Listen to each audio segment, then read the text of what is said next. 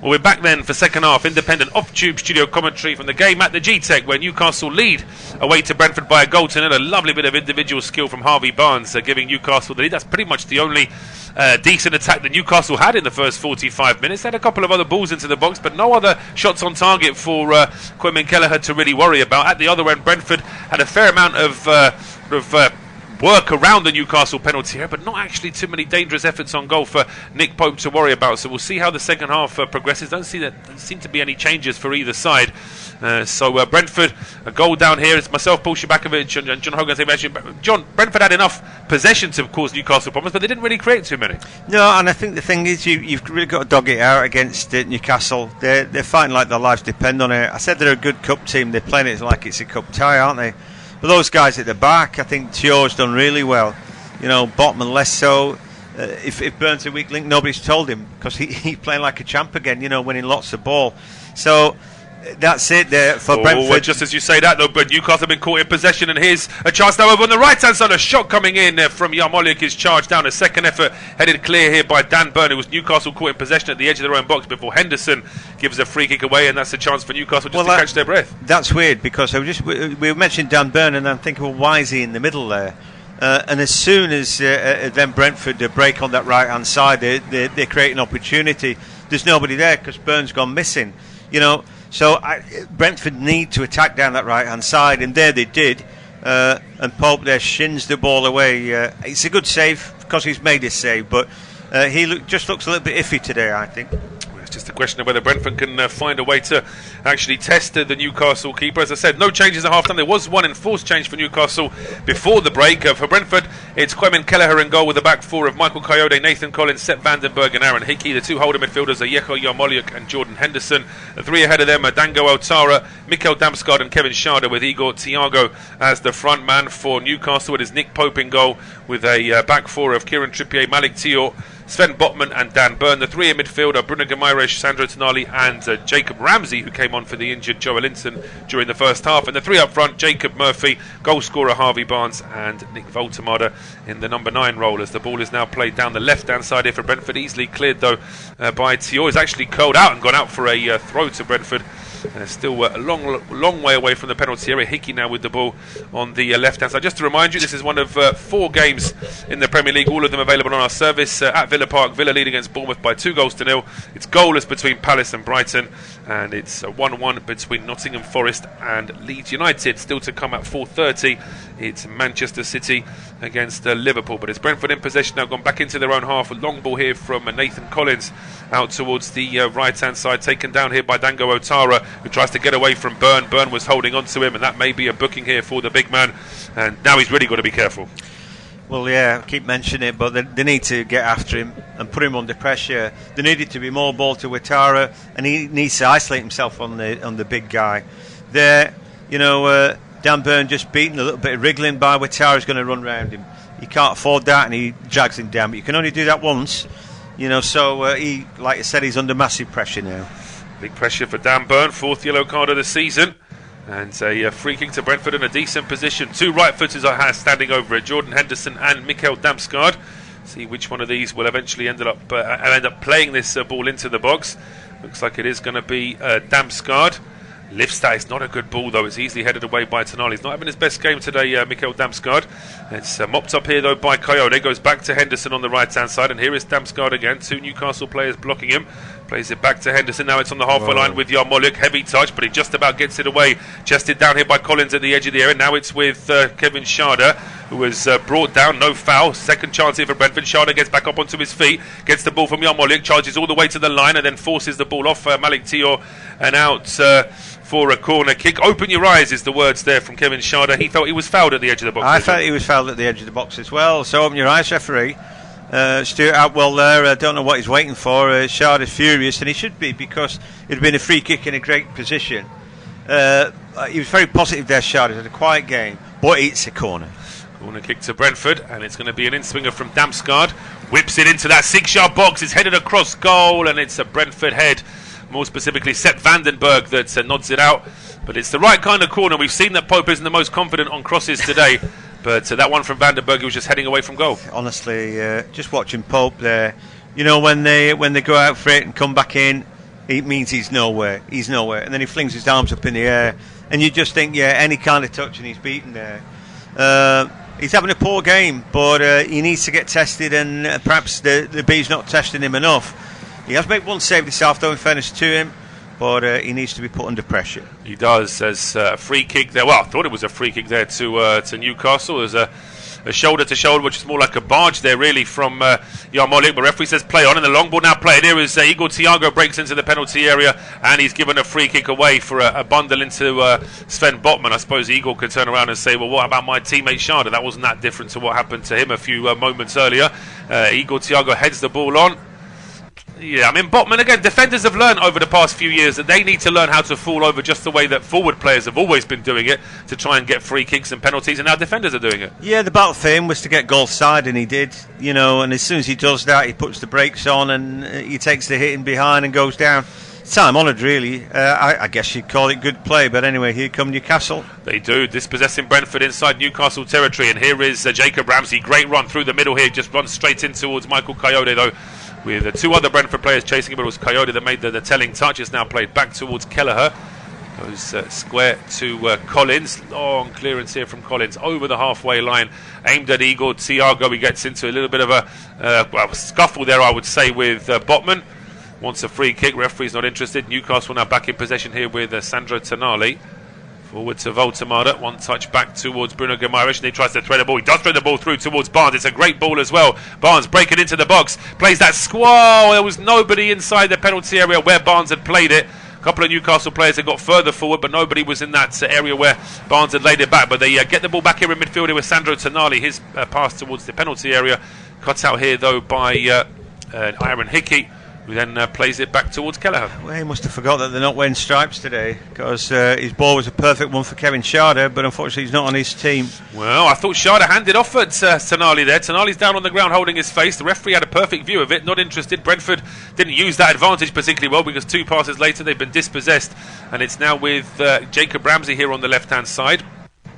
Barnes playing it back towards Dan Burn. Now Botman at the edge of his area. It's actually Damsgaard who's the furthest forward trying to press. Sharda's joined him as well, but Pope still has plenty of time to clear this ball, and it's a decent ball aimed at Harvey Barnes, although Coyote is able to get in the way of it. He then plays it forward, bounces straight over the head of Miko. I don't know where Igor Thiago's disappeared to, but it seems like Damsgaard suddenly become the forward for a moment there. Here come Newcastle through the middle now here with Jacob Murphy. Just plays that ball a little bit too far. It's a bit chaotic from both teams in these last couple of minutes. Yeah, it's really helter-skelter stuff, isn't it? It's actually quite exciting to watch. Ball going end to end. Plenty of mistakes, but he's quite open, and for Brentford, they don't mind that. They want to open it up. They want to get back in, but leaving the door slightly ajar as well for Newcastle when they break forward. Although Voltemada, they've hardly found him today, have they? He's absolutely feeding on scraps. Well, here's Otara, and it was a ball from deep from Mikkel Damsgaard to Otara. Just a little bit too much on that, and Pope. Absolutely. I mean, Voltemada's not had any service at all this afternoon. I mean, Newcastle quite deep, aren't they? They're frightened to death of the pace that Brentford have got up top, so they're not really allowing them in behind. Sharda's quick. Dangawitara's going to be too quick, but yet they just sat back at Newcastle, and like we said, and then when needs be, Cho comes forward and attacks the ball, and it's all good enough today. It's just about good enough. Well, here come Newcastle now down the right-hand side with Trippier inside towards Tonali. Around 40 yards out from goal, play back towards Tior. Now Bruno Guimaraes just running straight into Damsgaard. Towards Murphy on the right-hand side, plays it in towards Bruno Guimaraes. He skips away from two Brentford players. He's back with Murphy, just holding it up and playing it back towards Sandro Tonali. So slowly but surely getting closer to that Brentford penalty here before Hickey deflects that ball off. He tries to say he deflected that ball off Trippier. I don't think he did. It's going to be a throw to Newcastle, despite the Scotland International's appeals there. It's going to be Trippier again, as we can see. Eddie Howe and his assistant there, Jason Tyndall, in full discussion as to what needs to happen next. But here is Murphy now with a ball in from the right-hand side. It's too low, too flat. If you've got Voltemada 6'4", 6'5", putting a cross in at ankle height, it's no good, really, is it? No, you've got to make sure you get it up in the air and let him fight for it. It was a poor ball. Aaron Hickey, we have not mentioned him too much, have we? I suppose in many respects it's great to see him back in the team and all that, got over his injury. 2 years he was out for. Yeah, it's a long time.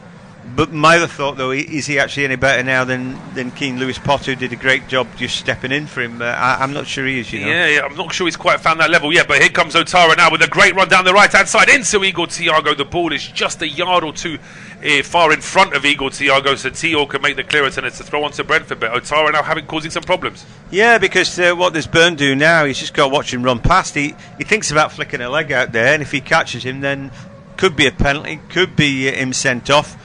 So, Dango Ouattara gets to run at him there, and he puts a reasonable ball in. Kraft, Lascelles and Scherer on the bench for Newcastle if they want to make a defensive change. As the ball comes in, Pope has missed it! Oh, it's in the back of the net, and Brentford are level through Kevin Schade. But it's that long throw again causing problems inside that Newcastle penalty area, and on 56 minutes the home side are level. Well, we talk about testing the goalkeeper out, and he failed the test, didn't he? And he's been failing it all day. Nick Pope, camera lingers on him. You hate pointing the finger, but I will do. It's you, mate. And do you know what? Kevin Schade, I think he's been lively. He's been frustrated this second half. They've kept on going, and they're feeding off weakness here. We see this lovely long throw in from Coyote. Keeper comes out, doesn't get there. They do win the first ball, I think. It comes off Botman's head first, but Schade is just waiting. Is the ball going to break for me? Yes, it is. And it's a great header, planted in from close range. Pope's nowhere to be seen. He's not. I mean, he has got Igor Thiago getting in his way, but Pope's got to be stronger there. And the first thing I noticed was that when that goal went in, Pope just sort of started waving his fist, but it wasn't at the referee. I think he was actually angry at his own teammates there. That they didn't. No, he should have gone for the ball. If you're a keeper and you go for the ball, you don't get there. You've got to get that ball. You clean your own teammates out, you do whatever. But if you're going to go and punch it, you punch it. If you go out for the ball, you don't get it. Guess what? There's nobody in goal. Schade heads into the back of an empty. Dan Burns almost the goalkeeper there. You let your defenders defend. And he hasn't done that. And you do the goalkeeping part of it. Yeah, absolutely. Yeah, but it was something that Brentford hadn't done enough of. You made the point in the first half that Pope looked a little bit suspect on a couple of the long balls into the box. There was that sort of curling free kick that he had problems with as well. So Brentford have finally been able to exploit that now. And with just over half an hour to go, it is all square. It's poised really nicely here with Newcastle now attacking the end where their fans are, so they'll be buoyant to try and get back in front in this game. And they're on the attack here now with Ramsey. He finds Murphy just at the edge of the area. Murphy goes for goal. It's charged down by Vandenberg. The ball deflects kindly for Mikel Damsgaard. And suddenly it's a 3. It's a 4 against 4. You're absolutely right. If Damsgaard plays the right ball, it's into Otara. Otara breaks into the penalty area. Oh, he wants to go for an early shot. Why doesn't he take on Dan Burn? He's got all the skill and all the pace to do it. He tries a sneaky little shot with his left foot, and it's easily blocked by Dan Burn. Yeah, because Dan Burn stood off him there. It allows him the thought, I'll take a shot. But I, like you, I'm thinking commit him, take him right in, make him lunge at you, do something, but commit him. And he didn't do that. I think, his eyes lit up there. We've got a chance for a strike. He had a frustrating game, but that could have been the game right there, because that's the matchup that they're desperate to get. Absolutely. It's Nick Pope this time does rush out of his area and clears that ball out for a throw. It'll be a throw to Brentford around about the halfway line. And Brentford now with that equaliser.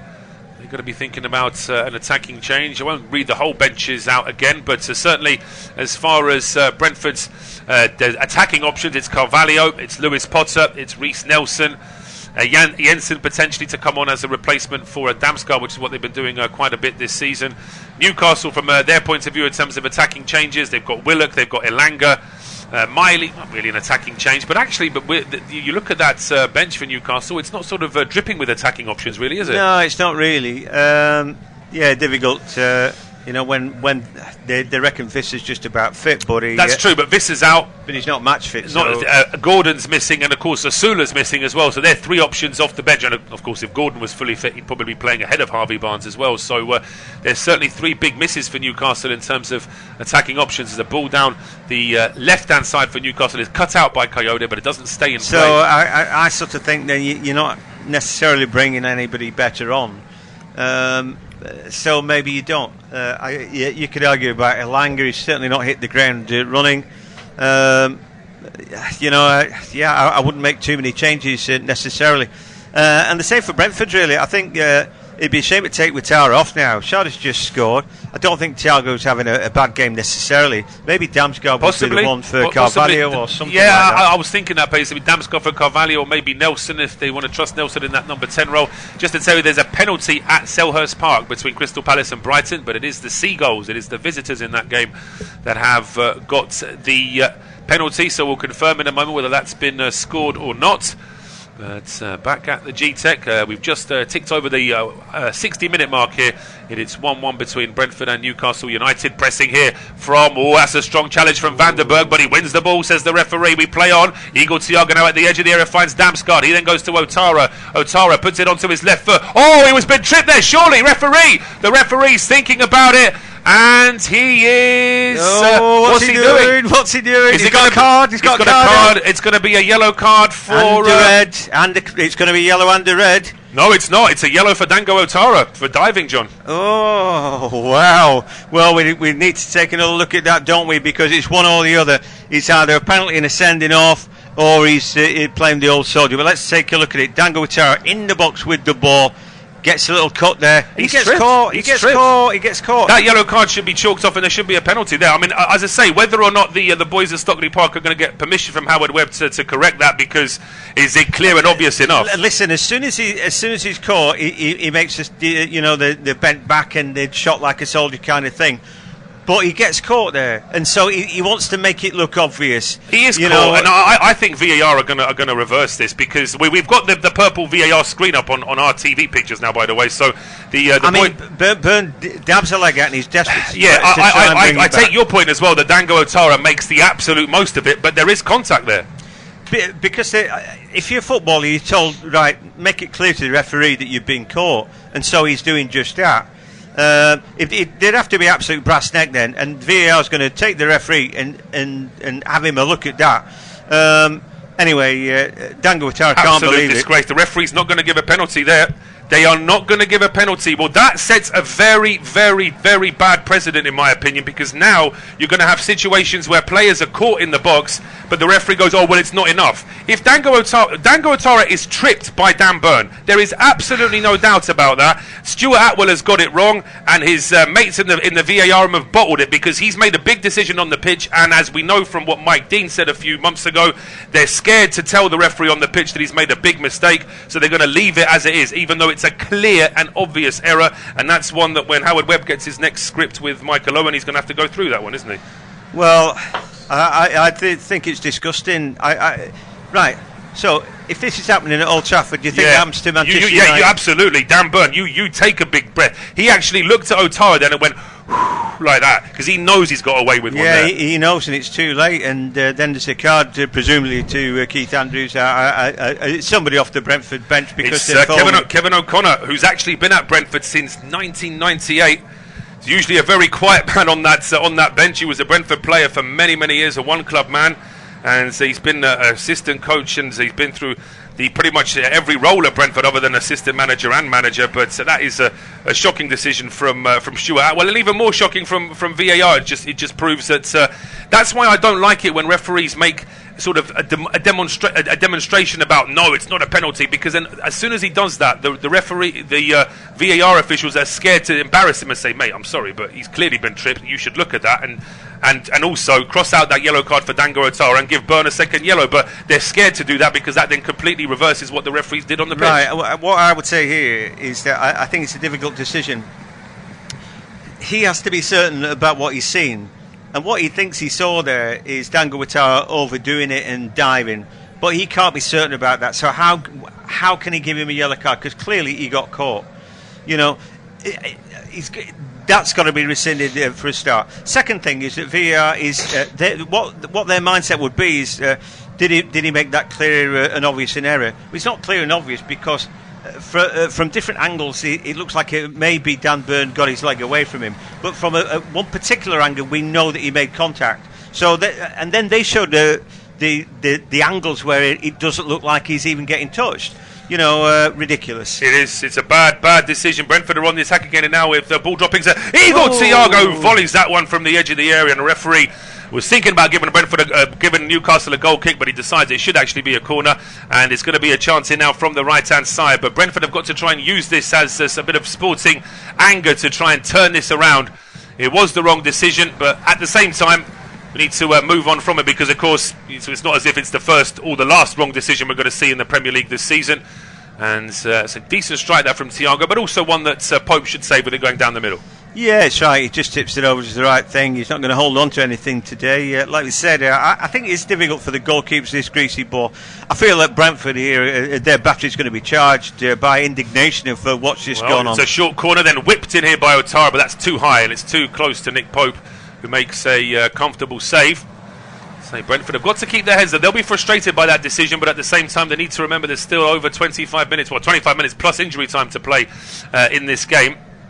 Well, they can't let it go in their heads. They've just got to keep on. They've got to be fueled by it. You know, the fans will be, and I still can't quite believe what I've seen. No, it is. It's a bad one, but now it's Newcastle on the attack. An early ball in towards Bruno Guimaraes. She's been well marshalled, though, by Yarmolenko. Ball now back towards Murphy. Plays a lovely 1-2 with Voltemada. That ball is across the 6-yard box.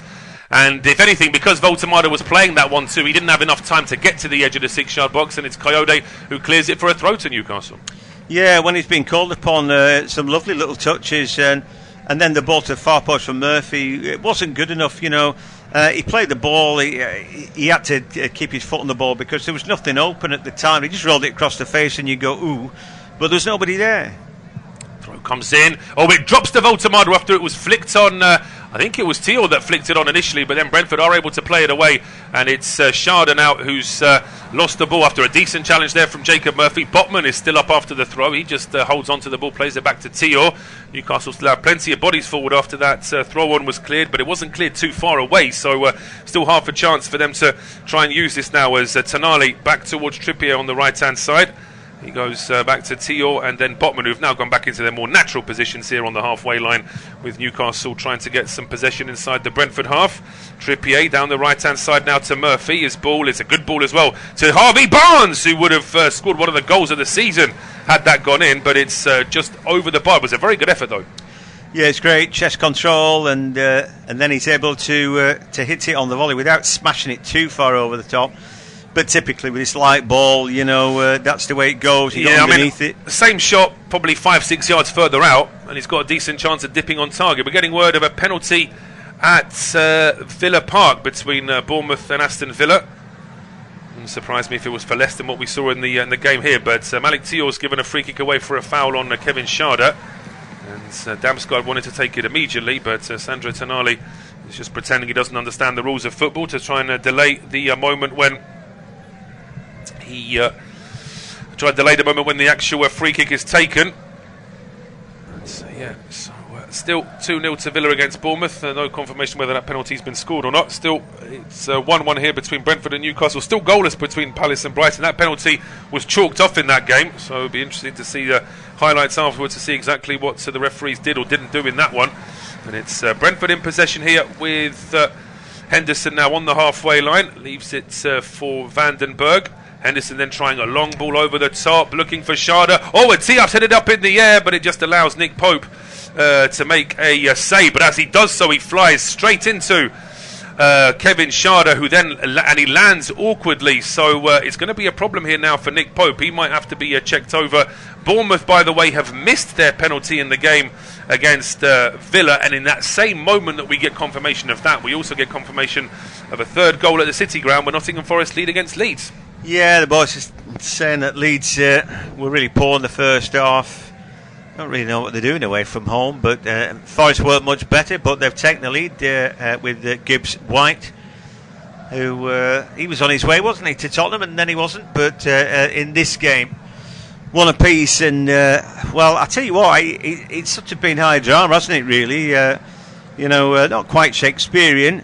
Pope there goes down. I think that the challenge into him is a bit naughty. He goes up to get the ball. He's been bundled into by a player who knows he's not going to get there. Going to see a change here now. Yep, change on the left side for Brentford with Rico Henry, another player who's missed he missed pretty much a whole season of football with injury. Not quite the 2 years that Hickey has missed, but Hickey is off and Henry is on. So Rico Henry on for Brentford. We're over the three-quarter mark in the game. It's coming up to 70 minutes gone now. We'll have a bit of injury time, though, with this long injury to Nick Pope. And it's still Brentford 1, Newcastle 1. And here's John to take us through to full-time. Yeah, so, the... Ramsdale. Yeah, Ramsdale getting warmed up. He fell heavily onto his shoulder there, so shoulder and neck, and, it's a concern. I thought it was a foul on the goalkeeper, really, but anyway, nothing accruing from that. Anyway, it's one apiece. This game could go either way now. I think Brentford are desperate now to get on it. They look more likely to be the team who go on and win it, but of course Newcastle have a cogent and decent counter-attack. So they'll be hoping they can hang on in there. Again, you go back to a penalty decision. Watara, you keep him out there, keep him running at Dan Burn. I thought the game's pivoted on that. If the penalty was given, Dan Burn probably would have had to be sent off, wouldn't he? And there's all sorts of ramifications. They score a penalty, then they're against 10 men, and then you fancy Brentford strongly. So that'll be the big chat on the match of the day tonight, without any shadow of a doubt. I guess that what happens at Man City Liverpool is going to be the big draw.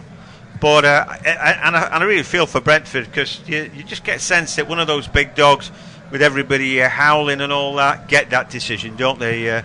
Referee can only give what he thinks he's seen, and he thought that Watara was diving. Yeah, well, Paul Tierney is the VAR official today, and what's interesting is that Paul Tierney's last actual match he refereed was Friday night in the Championship. So why somebody who's not good enough to be actually reffing a full game in the Premier League is then VARing it, to me seems slightly bizarre. But I think the whole problem with it for me is like they don't want to.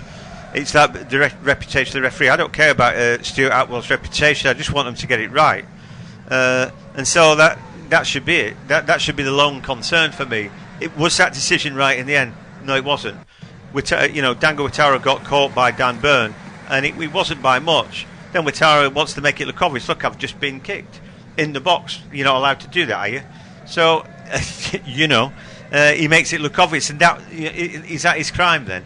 Anyway, ball from Thiago, looking to catch him out round the back. Here comes Watara, gets there again. Oh, and Dan Burn having a torrid time. But this time, giving it. Well, what has he given there? Penalty. He has given it, and Burn there burnt by the pace of Dango Watara. And that was the talk. We were talking about that matchup all the way through the game. What's been given now? Well, we'll have to confirm it, because it looked to me like it was a penalty. Then the referee, I think, is asking VAR, is saying, look, I know last time you just made me look good, but this time actually get it right. I think we're now hearing it is going to be a penalty. Is it going to be a second yellow, John? I think it might be. Well, yeah, yellow, and he's off.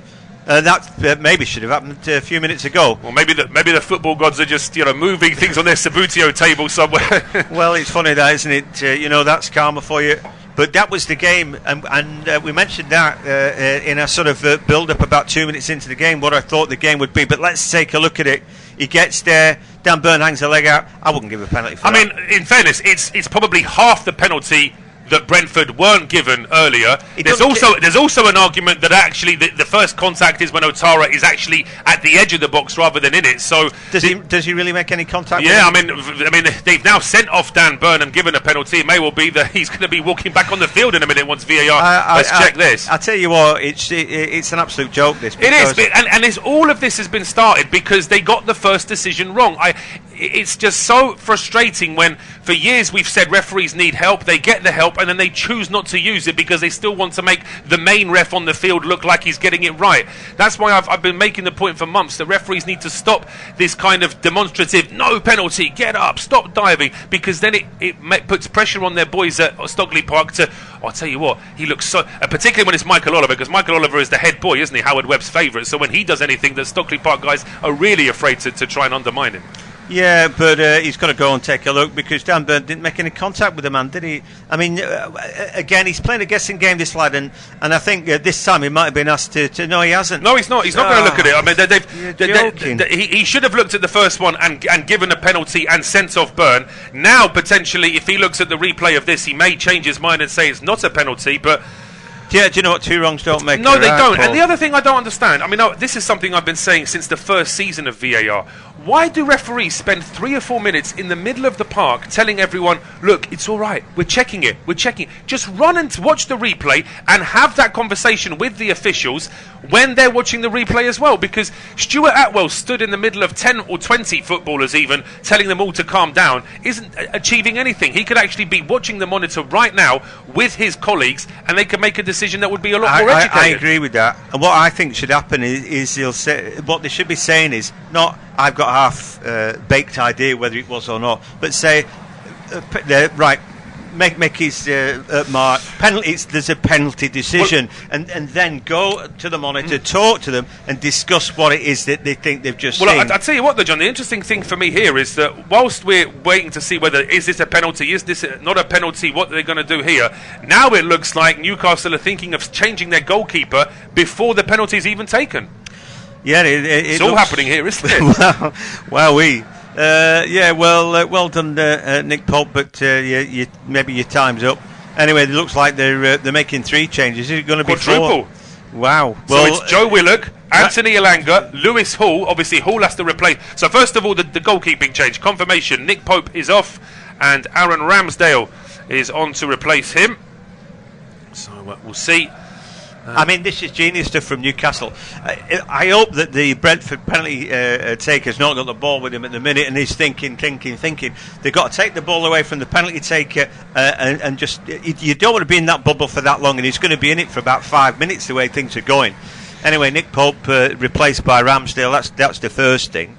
That is the first thing. The second thing is going to be Harvey Barnes going off to be replaced by Lewis Hall. That's just to plug the gap at left back after Dan Burn was sent off. So Lewis Hall is on for Harvey Barnes. That all makes perfect sense. Now we're going to see who's going to be going off to make way for Joe Willock and for Anthony Elanga. Yeah. So... Barnes is off. I guess Murphy comes off, doesn't Murphy, I would guess, is going to be one. Yep, we're still just seeing Lewis Hall. But from Newcastle's point of view, making a quadruple change after a long VAR check for a penalty is actually very clever in terms of sporting psychology there. But confirmation, Jacob Murphy is off. Anthony Elanga is on to replace him. And the final change is Sandro Tonali. He is off to be replaced by Joe Willock. Yeah. So plenty of changes, plenty to get your teeth in, and at some point, and they're not showing us who's got hold of the ball right now. I would guess, from what I understand, from what we saw at the beginning, it was Mikkel Damsgaard holding it, but Brentford's penalties recently have been taken by Igor Thiago, so we'll see whether it is it might be Dango Otara, just as I've said that. So we'll wait and see. But no, he hands the ball to. I love that. You don't want to be in that bubble for too long, and he's not. So Thiago would have been thinking about idly musing away, but he hadn't held on to the ball, and now he can put the ball down. He's scored 4 of his last 5, and mostly to the left-hand side of the keeper. Ramsdale then stands there, arms outstretched. Can Igor Thiago possibly win the game for the Bees? They would deserve it. Up he steps, and he rolls it in. Ramsdale's gone the wrong way. Thiago puts it in his usual slot. I wonder how much homework's been done there, because he's put it in his normal slot, and it's pretty much down the middle, really. Yeah, Igor Thiago making his point there to the camera just as he celebrates that goal with his teammates. Ramsdale chewing his shirt in frustration there, but it's a big moment that's for Brentford, a big moment in the game.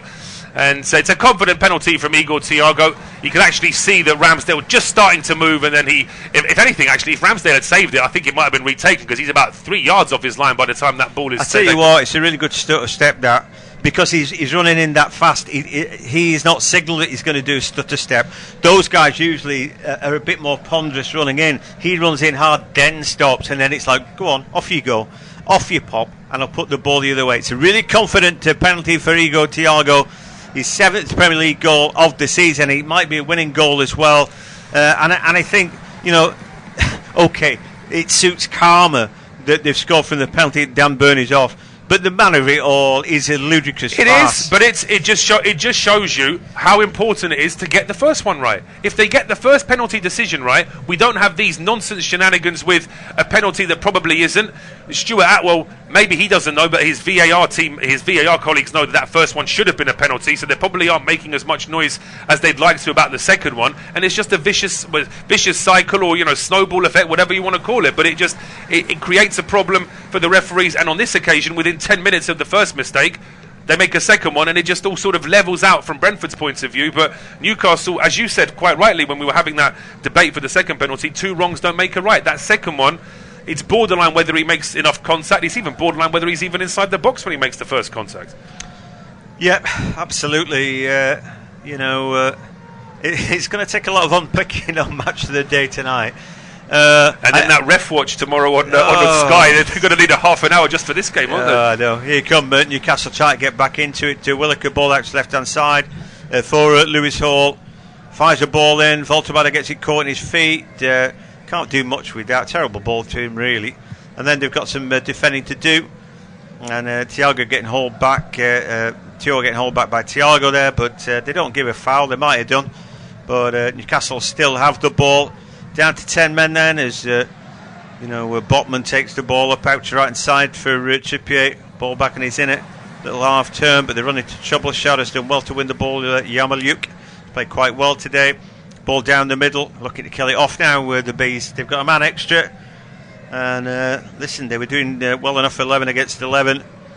Again, taking it to the corner flag, and now Coyote trying to roll around the back, but he's asking too much of himself there. The ball rolls straight out. Which is interesting, John. We obviously when we do these games, we like to see what's sort of happening across the board in terms of comments about things. And just having a quick look across social media, quite a few Newcastle fans have commented on the penalty, being mentioned on their social media accounts as saying, why did Eddie Howe leave Dan Burn on the field? Because the fans are seeing what you were seeing after 10 minutes of the first half, that Dango Ouattara is going to have the running of Dan Burn, and your words have proved to be absolutely true now, haven't they? He's effectively could have got 3 yellow cards today. Well, 2 minutes in, I said that's the matchup for me. Joe Linton went off, and to start with, he was protecting Dan Burn. Who was protecting him after that? The answer to that one is nobody. So they rung him out to dry there, and then it's like, well, we know that one fella's got the beating of him. All ends up in terms of pace. What are we going to do? Just leave him. Just leave him and hope for the best. And it's exactly what they've done. So, in a sense, Newcastle get what they've deserved. Eddie Howe, I don't know quite how he squares that circle, who he brings in, if he hasn't, doesn't feel he's got anybody he can put in there. But he needs a bit of support. I just wonder if he was thinking Lewis Hall maybe has a bit more pace, but has he got the strength to match Ouattara? I mean, either matchup has got its problems with it. But now Brentford perhaps making a big mistake here, because since they've scored that penalty, they're just sitting back and allowing Newcastle to get a bit more possession. Yeah, they are. They're against 10 men, so they maybe feel they can do what they want. It's maybe breeds complacency, as Bruno Guimaraes says. The ball picked off him, and here we go. It's 2 players running forward. Thiago's got to look to his left hand side, and Damsgaard goes past him. He's done well there. Thiago keeps going into the box, and then it's a good challenge that takes the ball away from him from Trippier sliding in. It's not even a corner. Maybe it scraped the ball off him. I thought Damsgaard made a hell of a run there to take markers away from Thiago. Yeah, I think he's got into that mindset where he wants to finish the move off himself. Then Damsgaard cuts across him. There was that moment where he could have passed it to him, and yeah, it's a double kiss. Good call from the referee for all the errors he's made today. I'll give him the credit when he deserves it. He's got a goal kick decision right there. But now Brentford making some changes in their central midfield with Vitaly Janelt and Matthias Jensen getting ready to come on. Yeah, I think they could think about killing it off, but it sends a message out. I guess with 7 minutes left, he can do what he wants, Keith Andrews. But anyway, Yarmolyuk is going to go. Yeah, I thought he's played a good game. He's grown into a very steady player. Previously, he would be the one coming on late on to replace either a Jensen or a Janelt. But from the start of this season, he's pretty much been getting the starts himself. And it's the slightly older players that replace him. The other change for Brentford is Mikkel Damsgaard going off. He's been replaced by Matthias Jensen. Sort of moments for Damsgaard, but probably not more than a 6.5 out of 10 for me today. No, not a good game from him necessarily. Hasn't been terrible. Villa looked like they scored 4 against Bournemouth. That'd be a bit of a coupon. I don't think too many would have that as a correct score. As a correct score, no. I think most would have fancied Villa to beat Bournemouth, because Villa have been in better form the last 3 or 4 weeks. Yeah, I thought it might be a draw myself, but anyway, I couldn't be further away really. Anyway, the ball back with Botman, and Newcastle keep giving it a go. And this is still just a 1-goal game. It's like, they're down to 10 men, and Brentford have taken the lead, and it's like, it should be. But like I said, for this Newcastle team, they're plucky. Voltemade must be wondering what he's done. Sometimes they're great, sometimes pretty terrible. They haven't had an effort on target in this second half, Newcastle, and they didn't do much the first half, really, did they? No, they didn't. It was a piece of individual skill from Harvey Barnes that gave them the lead, and there wasn't too much else barring that. And a long ball into the Brentford penalty, now hooked clear by Janelt. Yeah, and then a little flick on. I think the front three for Brentford are to be commended today. They played with spirit and heart. Shard, I think he adds with that pace that he's got. I mean, he's another player who's taken a while to sort of bed into life at Brentford, but he's now looking at a far more accomplished player. And to say, good on Brentford, because as I say, Dango Ouattara, he wasn't cheap because he has obviously got Premier League pedigree, and Bournemouth didn't have to sell him, but Brentford made the effort to sign him, and I think it's paid off. Yeah, I think so. It was a strange bit of business, really, like an obvious one, but obviously expensive, because you know that at that point Brentford are loaded with cash, kind of thing. They are, and obviously it's a Bournemouth aren't forced to sell, and he's proven that he does get goals and assists in the Premier League. So, if that money hadn't come in, he would have been in the Bournemouth team this season. Maybe he wouldn't have been starting every single game, but he'd be there or thereabouts. Yeah, so it's a good marriage, isn't it? And he showed today with his blinding pace, if you use him in the right position. And that was it. That was the match today for me. And in the end, Dango Ouattara had got the better of Dan Burn, albeit a circuitous route. And in the end, too much for Burn, who was sent off for not even a challenge in the end. But more about that later. Anyway, 86 minutes gone. It is the Brentford 2, Newcastle 1. And the Bees just holding the Magpies at bay here right now. Not extending themselves, not doing too much. All drop back in their half. Just break off, because Lewis Hall now has got goal side, and Dango Ouattara bundles into him. He can't knock him off the ball. Shot comes in. Oh, it's a save by the keeper. It's nodded away. He didn't know too much about that somehow. Rico Henry's getting the hugs off everybody. It must have been him. He's got the final touch there, John. It's unbelievable how easy this was for Lewis Hall to just sort of ghost it. He picks this ball up 10, maybe 15 yards inside the Brentford half. There's half a challenge from Coyote, and then he goes for goal. I mean, arguably, Elanga may be a foot offside as that ball is played across. But that ball gets away from Kelleher, and it is actually Rico Henry, although it might have just been squirming wide anyway. Yeah, I think Elanga thinks he's getting the tap in, and if Rico Henry's not there, he probably does. But it's a set piece. We talked about the height. Well, there's less height now. There's no Dan Burn, but there's still height there. Voltemade, he's at the far post with Botman. They're both troubled. There's no Joe Linton, no Burn now. As the ball comes in, it's headed away at the near post by Dango Ouattara. Another ball that steeples in. That's another good defensive header away. They're giving up too much ground at the moment. It's spirited stuff from Newcastle. Ball comes in. It's a header from the Thiaw, and then slapped up by the keeper. Unconvincing, I would have said. Yeah, well, it's the point I made very early on in this game, John, that for all his shot-stopping abilities, Koyman Kelleher is not the most confident keeper when it comes to crosses, and that one is pretty much coming straight at him, and he's still having to fist that ball away, as we can see. That the start of that move, where we saw the shot from Lewis Hall and then a block on the line, it actually started with a foul from Michael Coyote, where the referee gave an advantage, but he remembered that, and he's actually given Coyote a yellow card. So Elanga now on the ball, lays it back to Trippier. He's got to go back one more for Hall. It's the pockets picked, though. An opportunity now. Jensen did well, and then he's robbed of the ball. Elanga now driving forward. And then Trippier down the right hand side follows Elanga's little run there. He looks back on his inside. Spirited stuff this from Newcastle.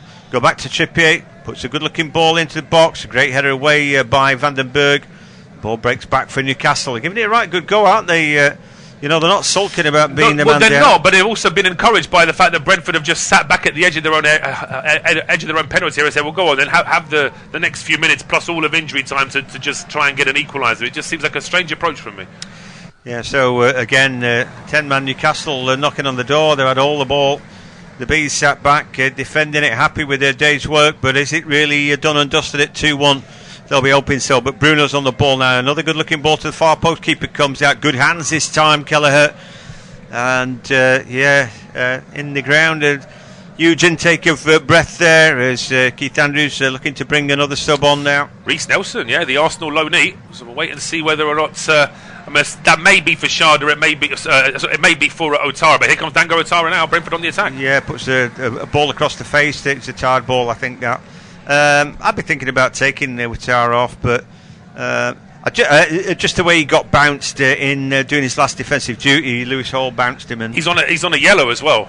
So maybe just if there's going to be another little scuffle or something like that, maybe just to ensure that Brentford also finish the game with 10. We're getting word of a penalty for Nottingham Forest at the City Ground, and they're already 2-1 up in that game, so we'll get confirmation. I mean, we heard of a penalty in the game between Palace and Brighton, and that ended up getting cancelled, so there's still no certainty whether it's going to be given or not, but for the time being, that's what we're hearing as ball given away there by Sharda, but nice covering there from Yano and Henderson, just about keep possession. Now we've got 15 seconds until the board is up. John, predictions? What do you reckon? 7, 8? Could be anything. Something somewhere between 7 and 9. I think is going to be my sort of range. I think there's a lot of time. I do. It's got to be 7 or more, I would have said, but. Anyway, we'll find out what, because always amazing. 11 it is. 11, yeah, fair enough. If that's what they thought it was, it was always going to be a long time. I mean, they reckon that every game tends to have the ball out of play for about 10-15 minutes anyway, even without anyone attempting to waste too much time. So it's about right anyway. Yeah, at one point they were trying to do that a bit more thoroughly, weren't they? And then virtually every game went over 100 minutes, which I think is a bit ludicrous. But anyway, the ball up in the air, bit of head tennis going on. The ball then won by Newcastle, but referee spotted something, and everybody's just taking a breather right now, and that change then about to be made. It is Dango Otara. Yeah, it is, and I think he looks like he's run his race. I'd also would say that he's played well when he had to attack his man. He's done well. Again, we look at the penalty. I just think not a penalty. And then before that, I think it was a penalty when he got booked. But anyway, he played his part. He kept attacking the man, and that was it. They were supposed to get the ball to him. They were supposed to drive at Dan Burn, and Ouattara was supposed to burn him for pace, and he did. So he's played his part today, and he gets a big hug there. I think Keith Andrews is a good manager. He thinks on his feet. I think he's got good plans. They're not the best squad in the division. They're not, they're a long way off that. But I think he squeezes a lot out of them. Anyway, ball to the box. Here's a chance. Van den Berg brings it in. Sharda then has had a decent game as well. Collins back to Sharda. The German then gets it out with his feet. Jensen cut back, and it's not bad, but the defending is pretty good, and then the ball will just be hooked away. It will be hooked away. Nottingham Forest have converted that penalty, so they lead against Leeds by 3-1. That game is a few minutes behind us because they're already just into injury time. They've got 5 minutes of injury time already played at Selhurst Park, and that game is still goalless. So say it's going to finish 0-0 in that derby of sorts, and they're into injury time at Villa Park as well. Villa lead 4-0 against Bournemouth, and just over half an hour to go until our later game this afternoon between Manchester City and Liverpool. Yeah, I thought I looked at Leeds' fixtures, 3 away fixtures, 1 home fixture in this month, and this would be their worst month. All their better games are stacked at the end of the season. Whether their manager can keep his job till the better fixtures come around is what's going to be seen. I would say, John, that any Premier League manager that can't get the right results over a 10-game period, there's going to be question marks. So it's just a question of whether there's enough going on with Leeds to suggest that they still think he could do it. But here come Brentford now. Yeah, Shadow, ball into the box. The ball just flicked away, though, from Lewis Hall. He's done well since he's come on. Cody picks it up, though, under pressure from Ramsey. Steps over the ball. Then he looks to win his next challenge. He does just that. Good stuff from him. Cody's had a good, strong game. Those long throws are a real weapon. He's all around plays very good, isn't it? And he looks another great signing. From, like I said, from Fiorentina, where the Viola fans are still sort of miffed that he's gone. Here he is driving forward. Ball to Jensen in the middle of the park, and the Bees finishing with a flourish, it seems, here. Plenty of time to go, but they're on the front foot now. They'd sat back a little. Maybe he's got a message out to his team to stop doing that and, just draw the sting a little bit more by keeping the shape, and they seem to have done that. When you've got players like Henderson, you think that would naturally happen. He launches a long ball, but Nelson can't get there. The ball won back by Jan out in the middle of the park, and then Sharda fights for it, wins his battle with Ramsey, who doesn't get back to him. Ball to Jensen, edge of the box, chance for a strike, goes for a strike, blocked away by Trippier. It was a bit greedy, that. It was. There were better options, particularly when Matthias Jensen is very right-footed. So although the left foot, he seemed like he got a good contact on the ball, the chance of him scoring with a left-footed drive from outside the box is pretty minimal. Long ball to Trippier, but he can't do anything with it. That's it. First time, really, the ball to Schade again. He's able to shield the ball but can't find his own man. The ball breaks into the middle part for Elanga, and then it's almost like both teams have taken like a little intake of breath once they realised there was 11 minutes on the board. Newcastle have just dropped off a little bit because they probably feel like they've still got enough time to step it up again. Yeah, it's right. Long ball looking for Willock. I don't think he's touched the ball since he's come on, and he won't again because Collins gets across him there. Just jabs the ball away for Henderson, who, I think he's played okay. Janelt just goes back. And the ball all the way back to Keller. First time pass for Rico Henry, closed down by Trippier. He's done well, spending a lot of energy doing that, but he didn't do it well enough, and now they're rolling the ball through the middle. But this time Thiago gets the foot in. It might just to break it, and it does, and it's an easy goal for Thiago. The ball breaks kindly. Consternation at the heart of the Newcastle defence, and Thiago grabs another. That's it, Thiago making his point there as always, saying it's not me, it's God. He's thanking God as he scores that, because I think they had some divine intervention today for sure, Brentford, but Igor Thiago sticking to his task. And as I say, at the start of the season, or before the start of the season, I didn't hear a single pundit saying that Keith Andrews getting the Brentford job was a good idea. Some were saying, Brentford know what they're doing, they've had good internal appointments before, but nobody came out and said it was a good idea. And you have to say that for the time being, it's proving to pay off. They've had a slow start, and it's a challenge there at the edge of the area. And I think, is that Tio sliding in, Johnny? Slides in, and Tio gets the assist, I think. And he inadvertently gets the ball away from Reece Nelson, but plays it straight into the path of Igor Thiago. Just tucks the ball in under Aaron Ramsdale. And with 5 minutes of injury time still to play, Brentford have wrapped this up. Yeah, that's it. The point's right there. They don't have to worry anymore. He's unlucky, Tio. I think it's a good challenge. And the ball if anything, he did it too well. He got too much on it. And then when you haven't got the numbers, the ball breaks. Thiago, really cool finish through the legs of Aaron Ramsdale. More, he shouts there, Igor Thiago. And it's a big moment for them. But pressure on Eddie Howe. As I say, Newcastle, that there will be an inquisition. And of course, that the penalty shenanigans have had an impact on this game. But the fact is that Newcastle went 1-0 up in this game and didn't really sort of step on the gas after that, did they? I just don't think they can play twice a week. It's too much. I think for those European ties and all that, emotionally it's massive. Particularly in front of their home crowd and all that, they get up for it massively, don't they? Shouted just bundled down, might be a yellow card, and it is Trippier. But then not only the mental challenge of that, the exhaustion of it, the hard work they've got to put in, and then you're facing a top Premier League side at the weekend. It doesn't matter. I don't think there's a bad team in this division. Wolves are struggling at the minute, but I think even they'll put it together. There's not the easy weeks of last term.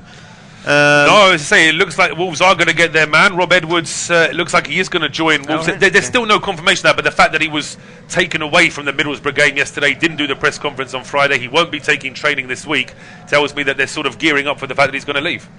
Yeah, so, there we go. Whether that's a good appointment or not, time will tell. Anyway, Jensen, ball into the box, up go the heads. It's another opportunity. It's a good save there. Well, in the end, it was going to be a tap-in, wasn't it? Vandenberg, I think, was the one there, but it's a really good save that from Ramsdale. I mean, he's 4 yards away. Not that it would matter right now, but anyway, another cross comes in, another header. Dior wins his header with Schade. Yeah, just confirmation, just as we were getting replays of that last Brentford move, Newcastle made a very quick substitution as well, with Bruno Guimaraes going off and Lewis Miley coming on to replace him. Yeah, I saw Miley play in Europe a couple of weeks back. I thought he did all right. They just don't have strength in depth, do they? It's crazy, and it's weird when you say that, because they could afford to sign every player in the world, really, on paper. But here comes a long throw for Brentford, headed up in the air. But PSR means that they can't, of course, because they can't. Other teams in the league can, but they can't. Yeah, so they've spent as much money as they can. They spent a lot, didn't they? And let's not forget. I mean, we're talking about them needing bodies in midfield. They sold Elliot Anderson. Again for PSR, wasn't it? So you've all got to sort of cut your cloth accordingly, and like we said, they got a lot of money back for Isak, and I'm sure they're glad that they made that trade now. But you can't have players everywhere. Like I said, playing twice a week seems to be beyond them when you're up against them good teams at the weekend. Good little break by Rico Henry. Cut back into the box, not quite good enough. Dealt with by Tio. We're close in on 100 minutes, but we're going to get more than that as well. But the game's gone now, and I think they know that. Newcastle taking key cogs off like Bruno. No point in being on there now. The game's gone. They're very dynamic, aren't they? Away from home, sometimes I think that 4-3-3 is like a luxury formation. I think if they were fully fit and wound up, that's great. But I think coming so soon after playing in Europe, I think they might be better doing a 4-5-1 and try to do something else, Yeah, well, they've got to try and think of something else in Newcastle, because today the problem that Newcastle had is something that we spotted. You made the point pretty much bang on kickoff that Burn is going to struggle against Dango Otara. They're not going to have enough bodies in midfield. Break off from that, because here come Brentford again. Yeah, Rico Henry around the back again, and he's cut back again, dealt with by Tio. He's kept on going, Malik Tio. I know he's maybe at fault, you could argue that last goal, but I think he's played pretty well. He looks good to me. No, I've been impressed with how he stepped up for Newcastle, especially when they've really needed him, when so many other defenders have been out injured. Tio is actually a bright spark in that Newcastle team. Yeah, I think so. I think 4-3-3, particularly if you've got a weak link, and it's like, so Joe Linton, then he goes off, and it's like, well, all right, who's going to protect Dan Burn? And the answer was nobody. So they didn't change that, and I'm thinking maybe 4-4-2 if you've got somebody to protect like that. So that you square that circle a bit. Oh, here's the chance the ball comes off her head, but in the end goes wide. Keith Andrews again. Well, the camera lingers on Thiago, and if it come off his head, then it must be like 50 pence a piece his head. But let's take a look. I mean, the Brentford was certainly arguing that it should have been another corner. I thought he looked like it came off Voltemada, but anyway. I'm sure that Keith Andrews could care less. They've got this game more or less sorted out. 101 minutes on the clock. The referee has seen enough. And so the final scoreline at the Gtech Community Stadium is Brentford 3, Newcastle 1. Thanks for joining us.